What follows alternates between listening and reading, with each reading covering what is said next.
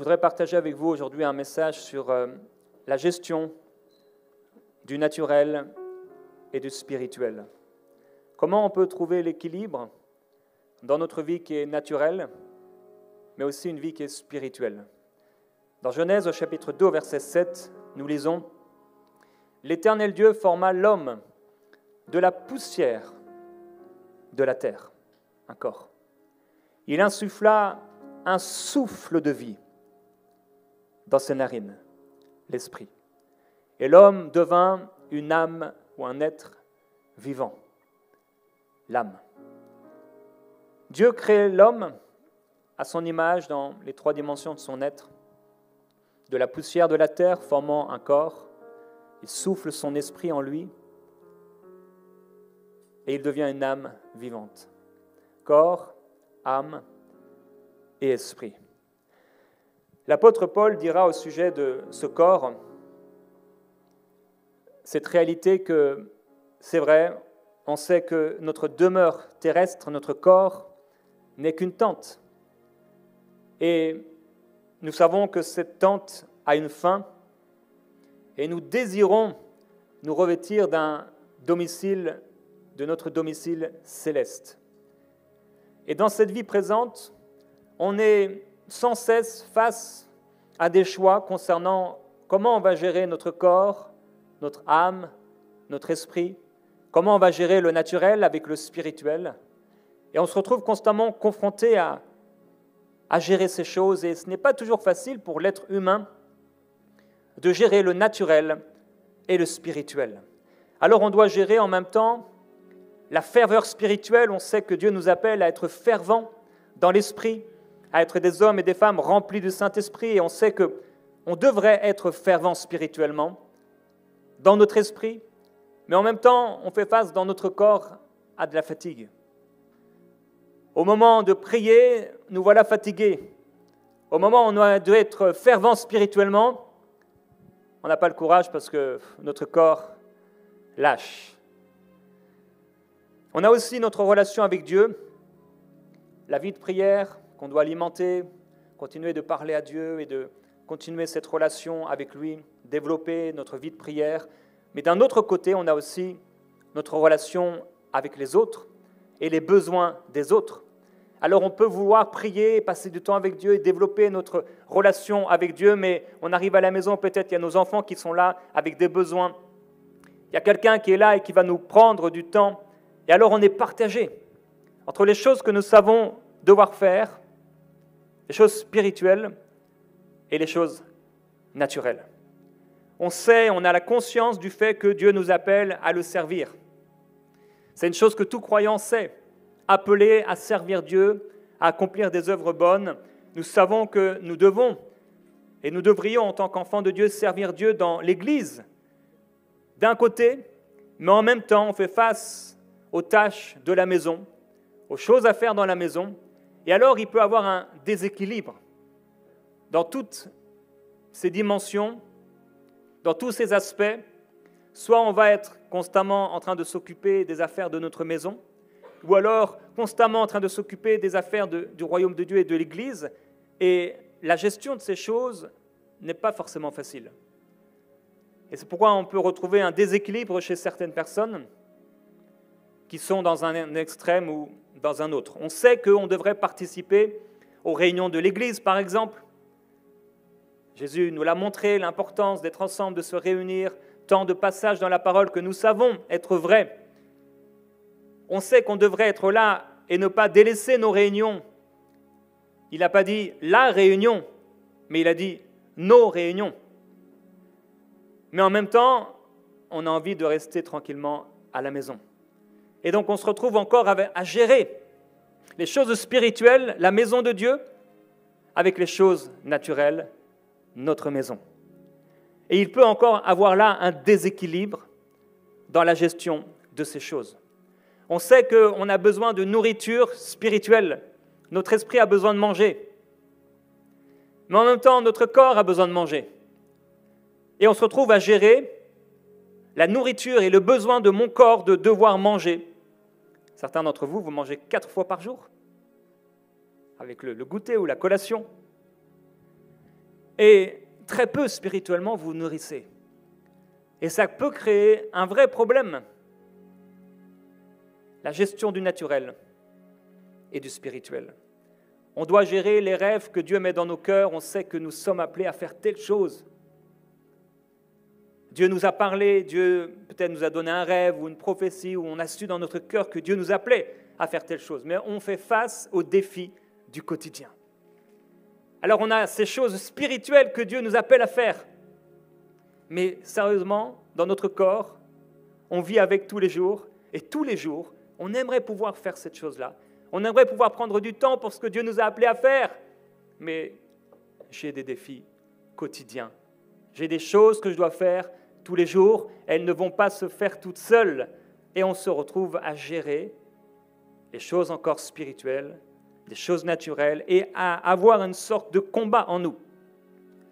On a aussi les désirs et le désir de notre cœur d'être saint pour Dieu. Quand quelqu'un est né de nouveau, il est devenu une nouvelle personne, une nouvelle créature avec des nouveaux désirs. Et il a ce désir d'être saint pour Dieu. Mais en même temps, il y a comme le vieil homme, la vieille nature, des désirs et comme des pulsions dans la chair. Parfois, quand le soleil se lève, quand l'été arrive, des pulsions dans la chair. Parfois, quand on est trop fatigué. Et ça nous ramène encore à devoir gérer ces choses dans notre chair.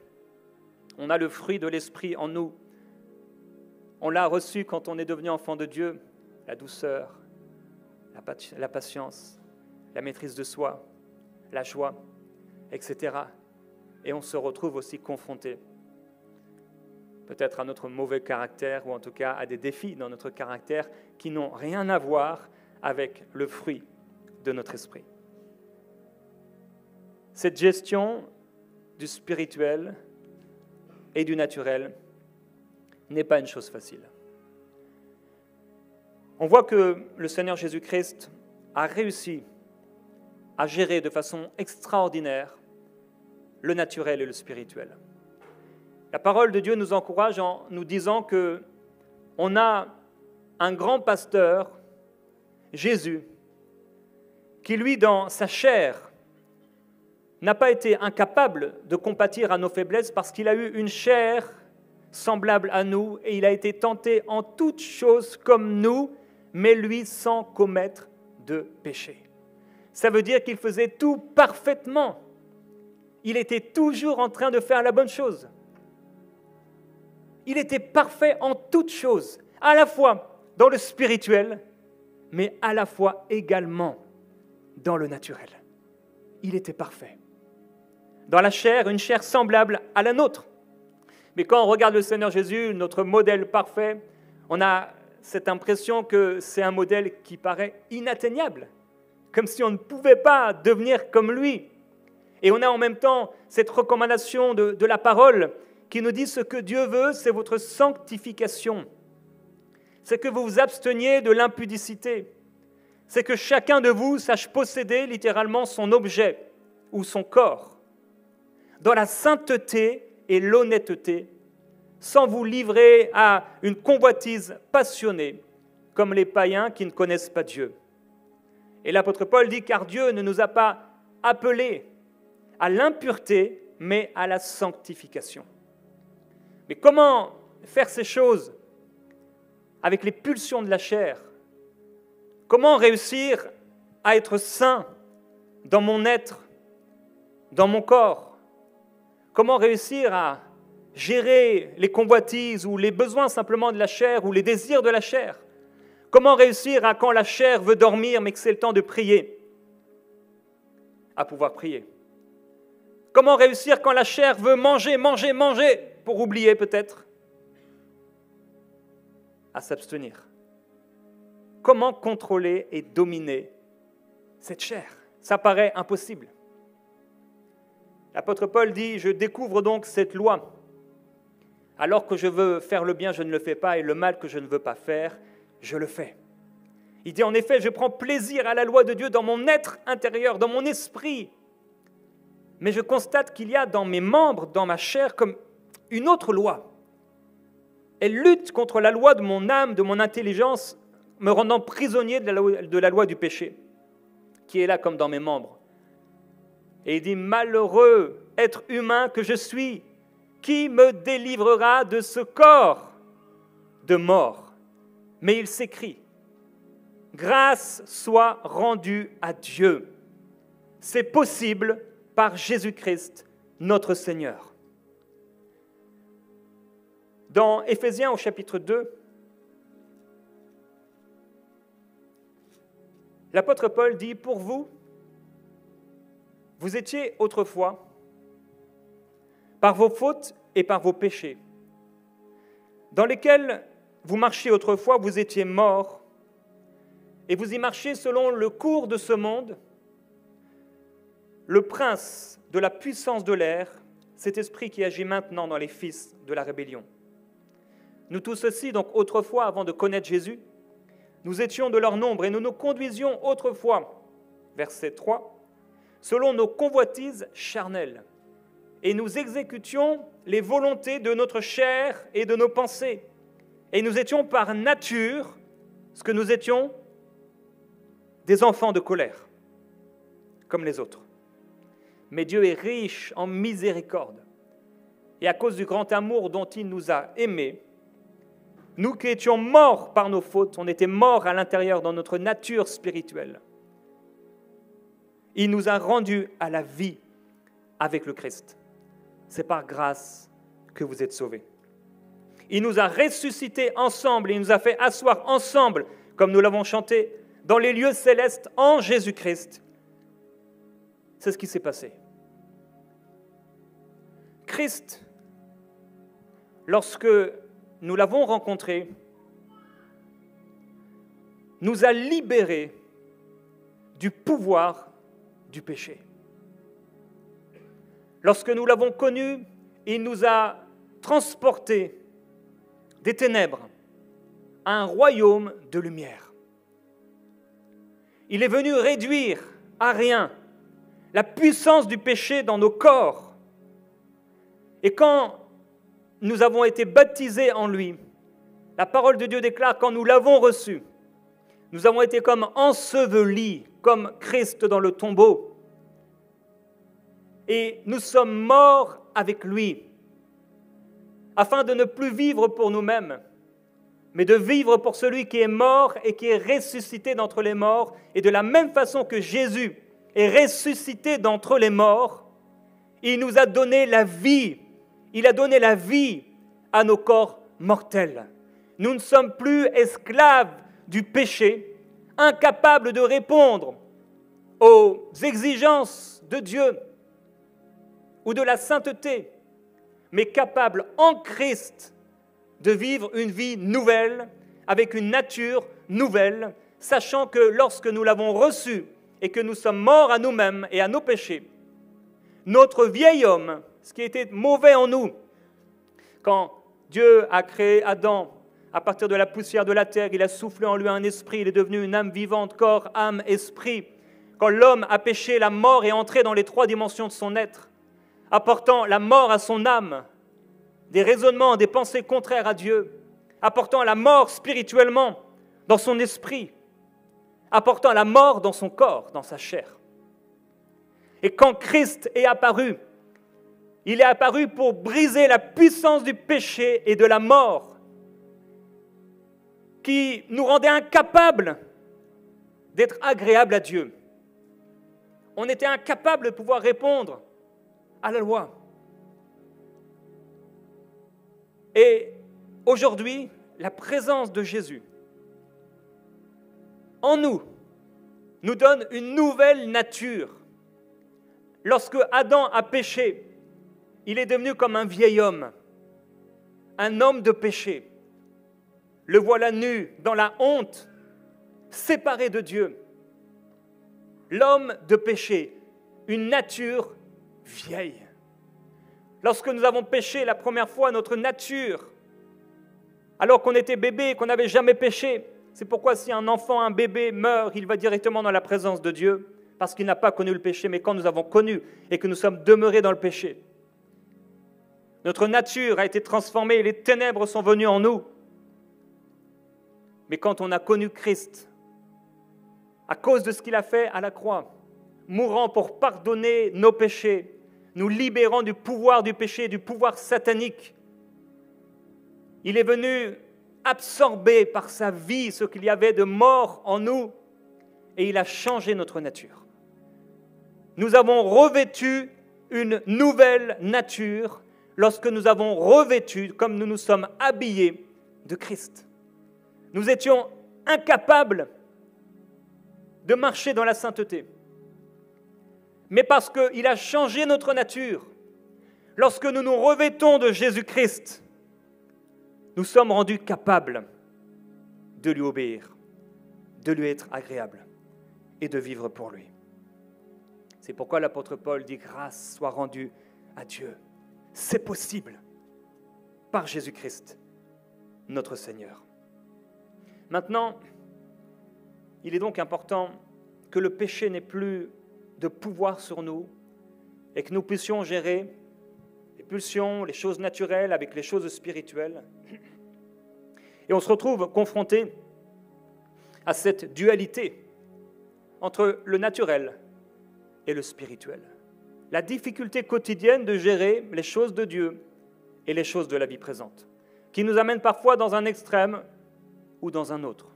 Souvent, l'extrême, la forme que ça va prendre, c'est qu'on va s'éloigner de tout ce qui a trait à Dieu et on va être extrémiste et s'occuper que de notre corps, de nos pensées, de nos propres intérêts, de notre propre volonté, des choses de la maison, des choses de la vie, et oublier ce qui est le plus important.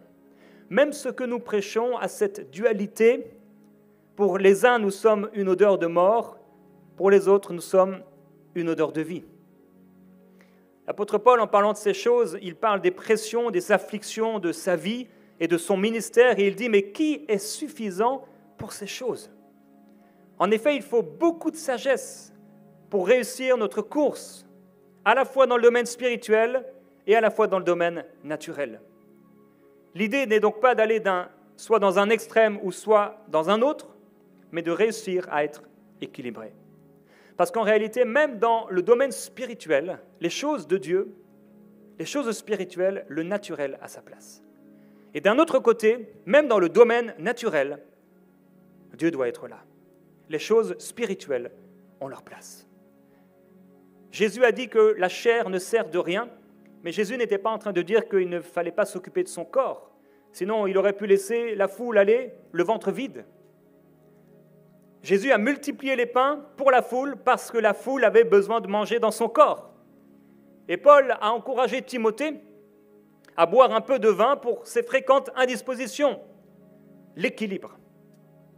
On doit trouver dans nos vies cet équilibre entre les choses spirituelles et les choses naturelles. C'est pourquoi l'apôtre Paul, en parlant d'un exemple de la vie de couple, il dit « Ne vous privez pas l'un de l'autre dans votre corps, si ce n'est pour un temps, afin de vaquer à la prière, mais retournez ensemble, afin de ne pas être tentés par le diable à cause de votre incontinence. » Voici un exemple de gestion du naturel et du spirituel. Oui, j'ai le souffle de vie en moi, mais mon corps est aussi fait de poussière. Je dois apprendre à marcher par l'esprit, à gérer mon esprit, mais je dois aussi apprendre à gérer la poussière qu'est mon corps. C'est pourquoi donc il dit, si vous vous privez l'un de l'autre dans votre corps pour faire des choses spirituelles, faites-le pour un temps, mais revenez ensemble. Soyez équilibrés. Et aussi longtemps qu'on sera sur la terre, on aura à gérer cette dualité. Il y a un temps pour manger, il y a un temps pour jeûner. Il y a un temps pour lire la Bible et pour prier, pour étudier, mais il y a aussi un temps pour étudier autre chose. Il y a un temps pour travailler, mais il y a aussi un temps pour dormir. L'un ne va pas sans l'autre. Je ne peux pas juste manger et je ne peux pas juste jeûner. Je ne peux pas juste lire la Bible et prier, mais je ne peux pas non plus juste étudier autre chose que la Bible. Je peux avoir le cœur rempli du Saint-Esprit, mais si je manque d'intelligence et de sagesse, je vais exploser.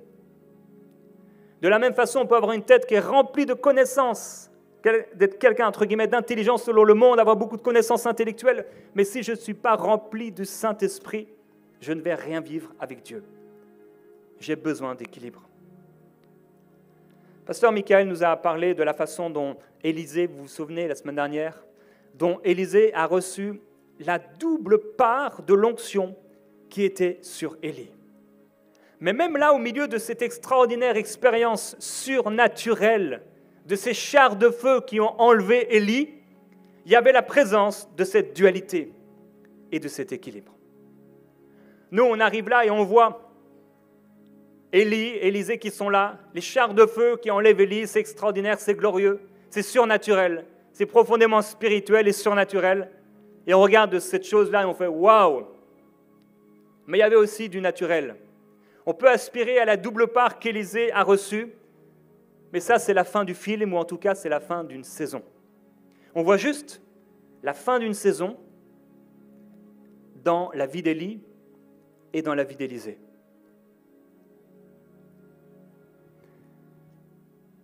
Élisée, avant de vivre cette expérience, et c'est une parenthèse, du manteau surnaturel, a dû faire des choses profondément naturelles. Je ne peux pas et tu ne peux pas et tu ne pourrais pas jouer demain comme Cristiano Ronaldo en priant, Seigneur, que je puisse jouer comme lui. Ou en tout cas, avoir les muscles de Cristiano Ronaldo. Demain, tu pries et tu pries que demain tu aies ses muscles. Je pense que tu ne les auras pas demain. Si vraiment tu devais jouer contre lui, que c'était la volonté de Dieu, Dieu te permettrait d'être meilleur que lui demain. Mais je ne vais pas commencer à parler mandarin sans l'avoir appris, à moins que ce soit un don spirituel. On a besoin d'apprendre, de grandir et de croître. Et Élisée n'a pas reçu le manteau d'Élie tombé du ciel comme ça du jour au lendemain sans avoir rien fait. La parole de Dieu nous montre que la première fois, Élie va jeter son manteau sur Élisée, mais la deuxième fois, il va abandonner le manteau à Élisée. Et Élisée était au service d'Élie, et on dit de lui, dans la parole, que c'était celui qui versait de l'eau sur les mains d'Élie. Pour recevoir cette double part d'onction, il a fait des choses naturelles. Il était au service d'Élie. Entre autres, il pouvait vraiment, littéralement, apporter de l'eau à Élie pour laver ses mains quand il en avait besoin. Mais il faisait aussi certainement toutes sortes de services pour Élie. Par exemple, si Élie devait aller dans un village, Élisée pouvait le précéder et dire aux gens, voilà, le prophète va arriver. Toutes sortes de choses naturelles qui ont été mises en place pour qu'un jour, par la fidélité dans le naturel, dans des choses profondément naturelles, quelque chose de surnaturel prenne place. Et Élisée reçoive la double part de l'onction d'Élie. On peut voir comme ça Élisée frapper le Jourdain et le Jourdain s'ouvrir en deux avec le manteau d'Élie et on dit « Waouh, c'est extraordinaire !» Mais avant de frapper avec ce manteau, il a été fidèle dans des choses profondément naturelles.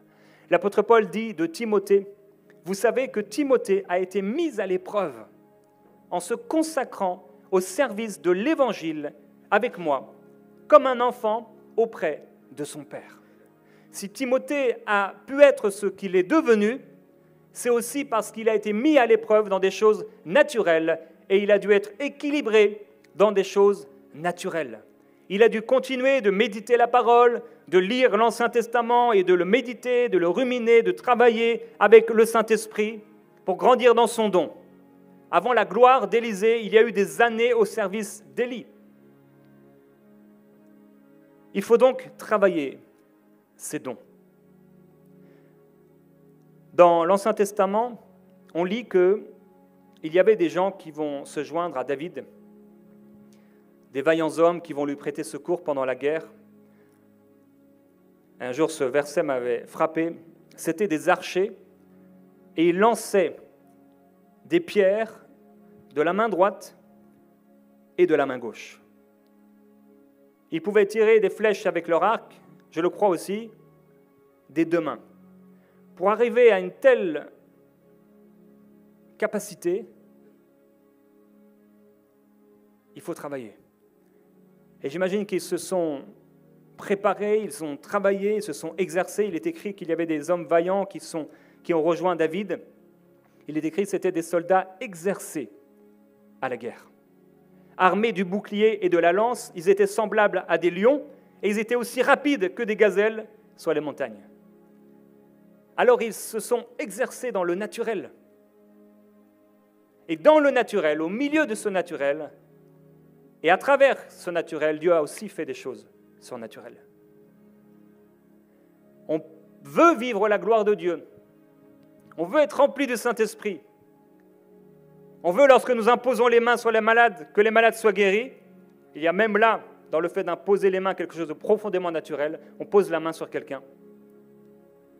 Mais pour pouvoir vivre la gloire de Dieu, il y aura des choses naturelles à mettre en place. Et aussi pour pouvoir demeurer dans cette gloire. On peut avoir été rempli du Saint-Esprit. Tu peux être rempli du Saint-Esprit un dimanche matin, pendant la louange, où tu as l'impression de devenir une nouvelle personne. D'être quelqu'un de nouveau, tu es rempli de la présence du Saint-Esprit. Mais ensuite, le dimanche soir et le lundi matin en te réveillant, tu vas devoir faire des choses naturelles pour continuer à être rempli. Et si tu ne fais pas de choses naturelles, le spirituel ne suivra pas. Souvent, pour pouvoir être rempli du Saint-Esprit, ça se passe dans le cœur, mais aussi dans le corps. Il y a une disposition intérieure qui fait que notre corps aussi va faire quelque chose. Peut-être on va lever les mains vers le Seigneur, peut-être on va ouvrir la bouche pour l'adorer, peut-être on va se prosterner. Et alors qu'on fait cette chose naturelle, l'esprit prend la place. C'est le naturel et le spirituel qui travaillent ensemble. Et pour pouvoir aller loin avec Dieu, il faut qu'on puisse gérer notre corps, notre âme et notre esprit. Si on ne sait pas bien gérer ces choses, on ne pourra pas vraiment aller loin avec le Seigneur. Il est possible qu'on soit une belle étoile filante. On fasse « Waouh, quel ministère !» et plus rien. Que Dieu nous aide à gérer nos dons naturels, nos talents naturels, et aussi ce qu'il nous donne qui est profondément spirituel et surnaturel. Certains ont besoin de manger avant de prêcher. Frank a besoin de manger avant de prêcher. Moi, si je mange avant de prêcher, ça va très mal se passer. J'ai besoin d'être vide avant de prêcher. La gestion du corps, selon l'appel que Dieu nous donne, différente selon la grâce particulière qu'il donne à chacun. On a des dons, des talents différents. On a un corps. Bon, nos corps se ressemblent d'une manière générale, surtout si on se regarde de loin. Pendant que Paul est en train de parler à Timothée, il est en train d'enseigner dans sa lettre à Timothée, et il parle à Timothée de l'imposition des mains, il lui parle de la sanctification, il lui parle des anges de Dieu, et tout à coup, au milieu de cet enseignement profondément spirituel, l'imposition des mains, les anges, etc., qu'est-ce qu'il dit ? Ne continue pas à ne boire que de l'eau, mais fais usage d'un peu de vin à cause de ton estomac et de tes fréquentes indispositions. On se dit, mais qu'est-ce que ça a à faire là ? Les quelques mots qui ont précédé cette recommandation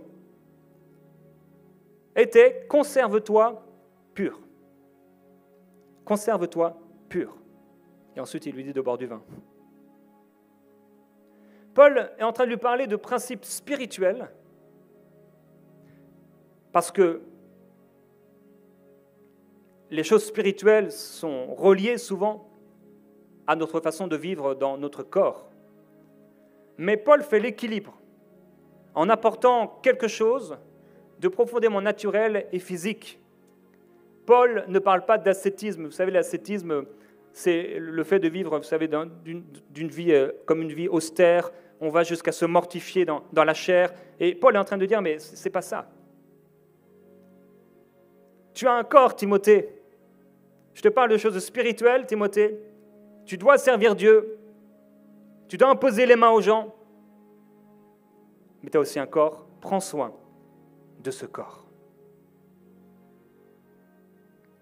Tu ne dois pas faire n'importe quoi avec ton corps. Tu Tu es un homme de l'esprit, Timothée, mais sois aussi un homme sage avec ton corps.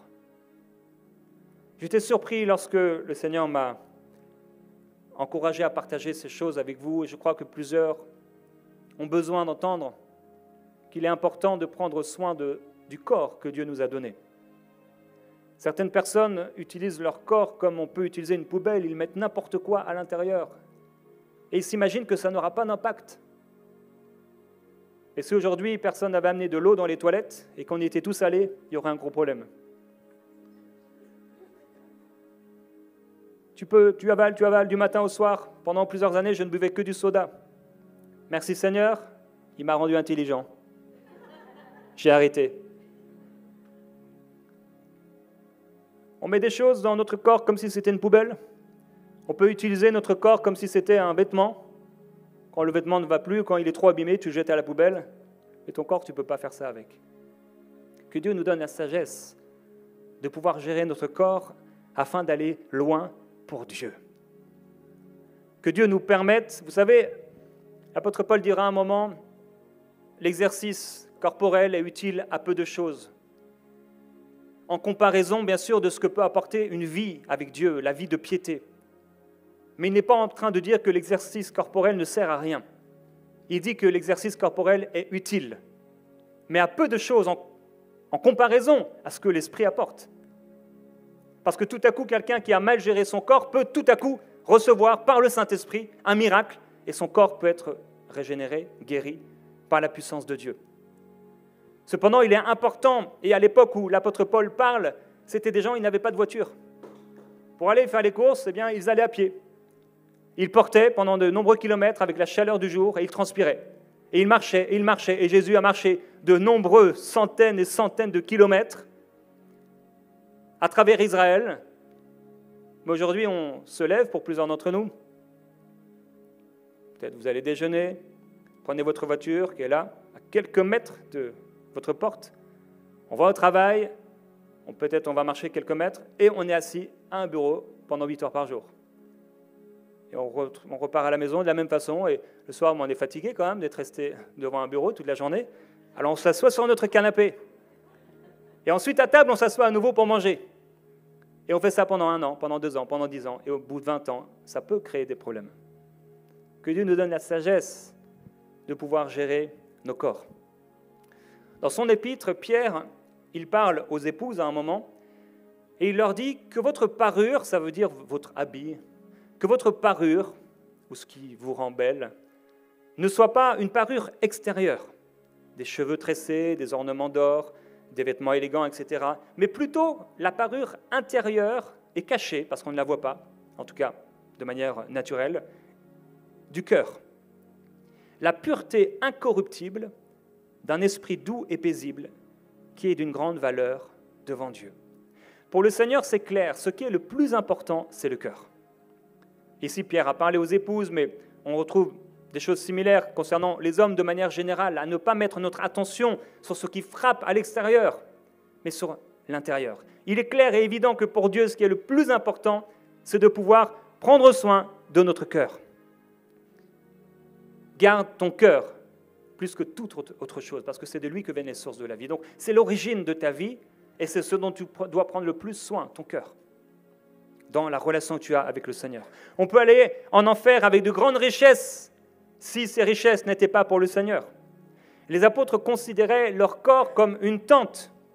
Cependant, ce n'est pas parce que le cœur est le plus important que le corps est à délaisser. Maintenant, si je mange 3 fois par jour, il serait anormal de ne pas me nourrir spirituellement, ou de même ne me nourrir qu'une fois par semaine. Il y a un déséquilibre. Ce qui est le plus important, c'est le cœur, mon esprit. Ça doit être ma priorité, ma relation avec Dieu. Comment va mon cœur?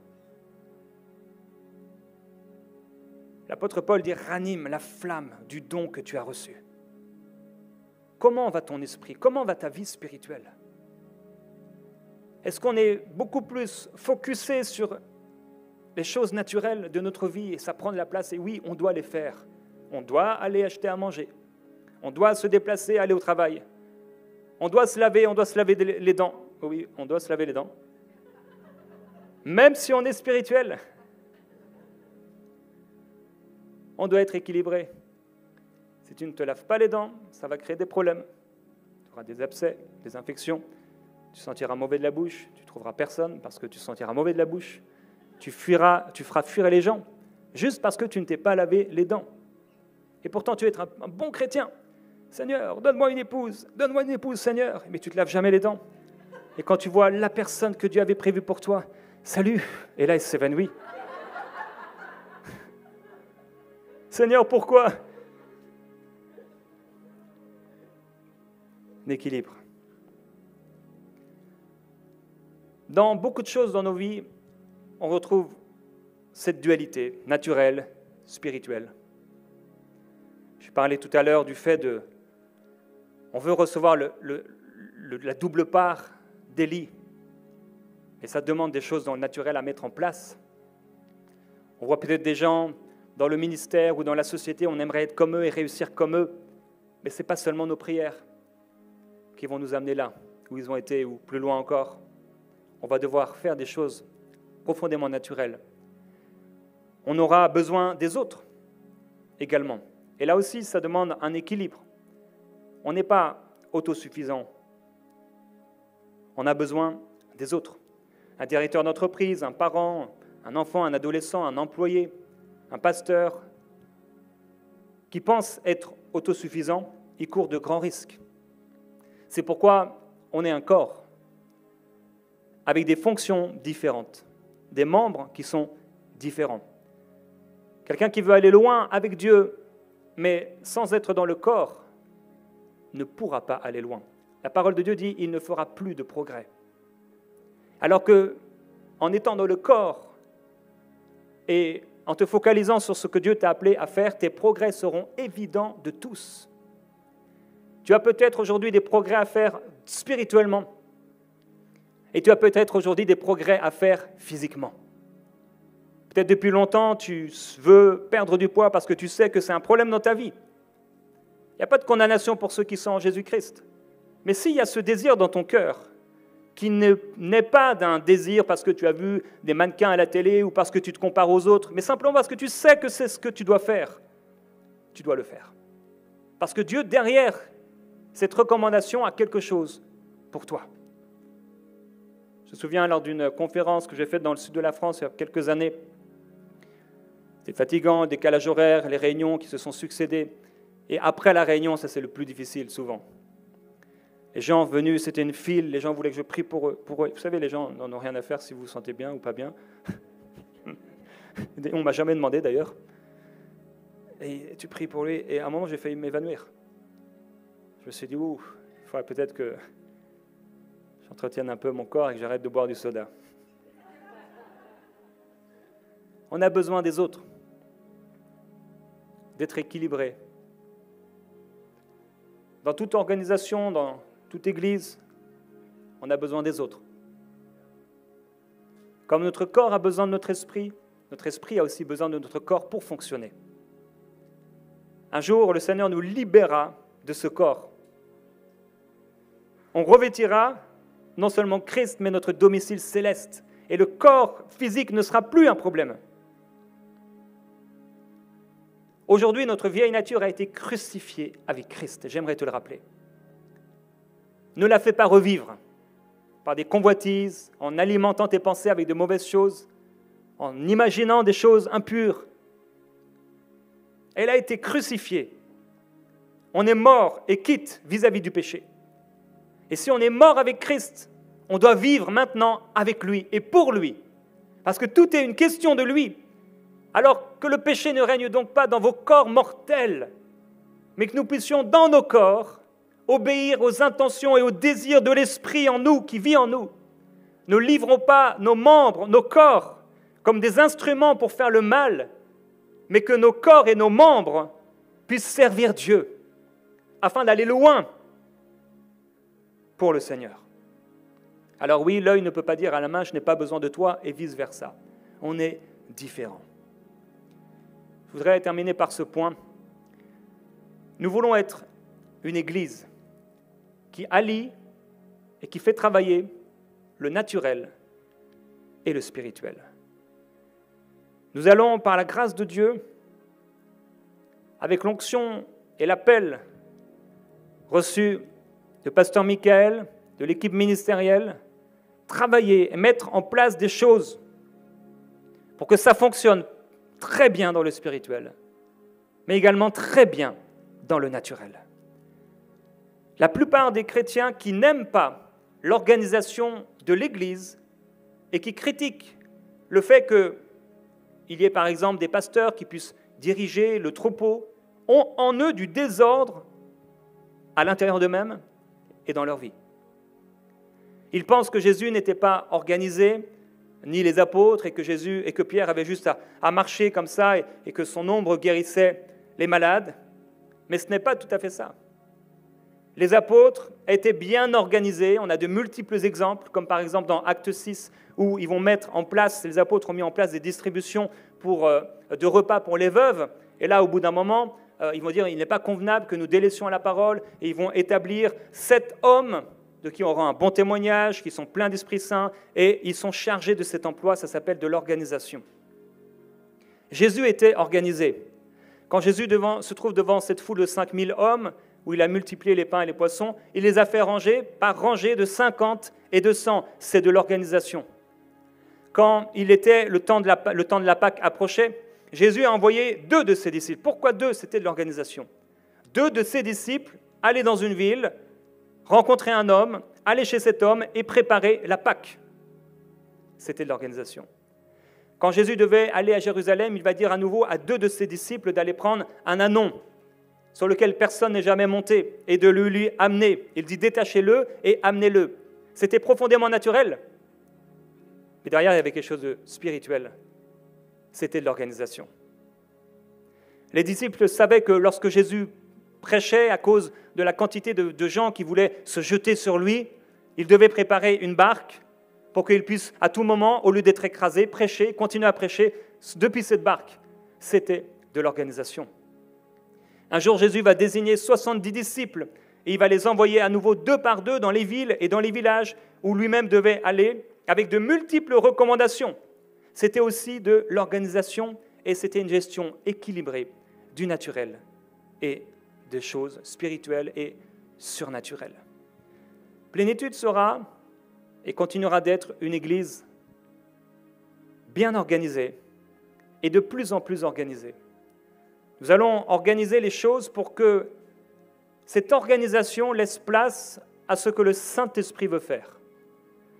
Nous ouvrons nos cœurs et nos pensées à ce que le Saint-Esprit veut faire et nous le faisons une maison, une place, un endroit où il peut se manifester comme il le désire. Là où il n'y a pas d'organisation, il y a du désordre. Là où est l'Esprit, il y a la liberté, mais dans un ordre divin. Comme les dons spirituels, on l'a vu pour ceux qui étaient là, que même les dons spirituels doivent être ordonnés. Il y a un ordre pour des choses profondément spirituelles. Donc l'un peut se mettre à parler et les autres l'écoutent. Et puis on peut interpréter s'il s'agissait d'une parole en langue. Et tout se fait naturel et spirituellement dans un ordre, quelque chose d'ordonné par Dieu. Je prie et nous aurons une église très organisée et excellente dans le naturel, mais on veut aussi une église spirituelle et surnaturelle. Une église juste surnaturelle, entre guillemets, aura besoin dans tous les cas d'organisation naturelle. Sinon, elle va s'arrêter. Elle ne pourra pas gérer l'afflux de personnes, l'afflux de besoins. Les gens pourront faire n'importe quoi au sous-sol pendant que, voilà, on laisse les enfants seuls. Non, il y a besoin d'organisation. Paul avait besoin de Timothée pour qu'il lui apporte son manteau et ses parchemins. C'était naturel, profondément naturel. Et sans l'aide de Timothée et Silas, il n'aurait pas pu se mettre à 100% dans le ministère de la parole. Mais c'est quand Silas et Timothée vont le rejoindre que là, il va se mettre à 100% dans le ministère parce qu'il a trouvé de l'aide et aussi des finances. Bien qu'il soit très spirituel et que l'apôtre Paul parle en langue plus que tous, Paul avait besoin d'aide de la part des autres et il avait aussi besoin d'argent. Et pendant que Pierre eut la plus grande révélation qu'il n'ait jamais reçue sur le toit, avec cette voix, lève-toi, tu es mange. On était en train de lui préparer à manger. Naturel et spirituel.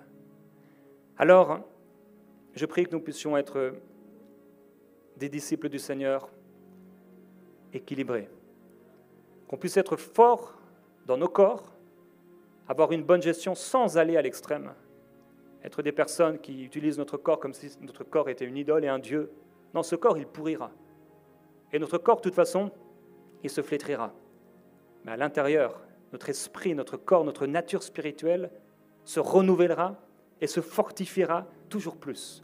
Alors, il y a la part du corps, on doit en prendre soin, mais pas à l'extrême. Et il y a la part de nos pensées, de notre âme, prendre soin de nos pensées. J'ai parlé dernièrement de prendre le temps avec Dieu, d'être au calme et dans la tranquillité. Jésus dit, venez à moi, vous tous qui êtes fatigués et chargés, je vous donnerai du repos. Il y a un repos pour notre âme. Quand on est constamment chargé dans nos pensées, il y a un repos pour nos pensées. Et il y a aussi cette nature spirituelle dont on doit prendre soin. Dieu veut qu'on soit rempli. C'est pourquoi il dit, soyez remplis du Saint-Esprit, ne vous enivrez pas de vin. Ça, c'est de la débauche. Donc, prends soin de ton corps, mais prends soin de ton esprit. Et comment on prend soin de notre esprit? Bon, il y a plusieurs choses. Mais c'est mettre Dieu en premier. Mettre Dieu en premier et lui obéir. Développer notre vie de prière avec lui, notre intimité. L'adorer, le glorifier, le servir, vivre pour lui. Laisser la place du Saint-Esprit travailler dans notre corps pour continuer à marcher dans cette sanctification. Nous voulons être des disciples équilibrés. J'aimerais qu'on puisse prier ensemble et que tu puisses, là où tu es, devant le Seigneur. Il y a plusieurs choses certainement qui sont montées dans ton cœur pendant ce message, que le Saint-Esprit lui-même est venu adresser et te montrer. Et tous, d'une manière ou d'une autre, on sait que là, on manque d'équilibre. Pouvons prier ensemble. Seigneur, permets-nous d'être plus équilibrés.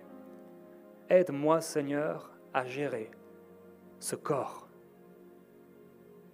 avec ce que tu m'appelles à faire de façon spirituelle. Aide-moi à gérer les choses naturelles, mais aussi à aspirer et à vivre dans les choses surnaturelles.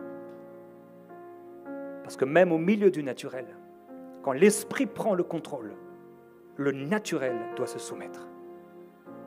Père, je veux te glorifier pour ce peuple, cette maison, cette église, ces croyants, cette famille spirituelle qui grandit sans cesse. Tu veux, Père, que chacun de tes enfants puisse aller loin. Et pour ça, tu nous as donné un corps, une intelligence, des émotions. Tu nous as donné ton esprit. Tu as soufflé en nous et nous sommes devenus une âme vivante. En t'acceptant, tu es venu changer notre nature. Tu nous as donné une nouvelle nature. Et nous croyons qu'en revêtant Jésus-Christ, en nous habillant de Jésus-Christ, en laissant Christ paraître à travers nous, nous pourrons accomplir tout ce que tu nous as appelés à accomplir. Nous refusons que notre corps soit une idole et nous voulons en prendre soin. Nous refusons de délaisser notre esprit comme si c'est quelque chose qui n'était pas important. Là, au dernier moment, quand on y pense, tiens, il fallait que je prie. Ah tiens, il fallait que j'apporte quelque chose au Seigneur. Ah tiens, c'est l'heure de la réunion de prière. Non, Seigneur, nous voulons être engagés, zélés pour les œuvres bonnes. Ne pas délaisser ta maison, être équilibré. Nous t'adorons, Seigneur Jésus-Christ, et nous te glorifions. Termine simplement, mon frère, ma sœur, termine ce moment de prière et tu pourras continuer par la suite, mais en t'offrant à Dieu. Seigneur, je m'offre à toi. Je me donne à toi. Prends tout, Seigneur. Que tout en moi soit pour ta gloire. Que ta sagesse et que ton intelligence se développent en moi pour faire les bonnes choses. Merci pour les temps de repos. Merci aussi pour les temps de travail. Merci pour les temps de prière. Merci aussi pour les relations avec les autres. Merci pour les temps où je dois semer mes finances. Et aussi merci pour les temps de récolte. Merci Seigneur Jésus pour les bonnes dépenses, la bonne gestion financière. Seigneur, merci. Tu es merveilleux. Nous te glorifions. Nous t'adorons, Seigneur.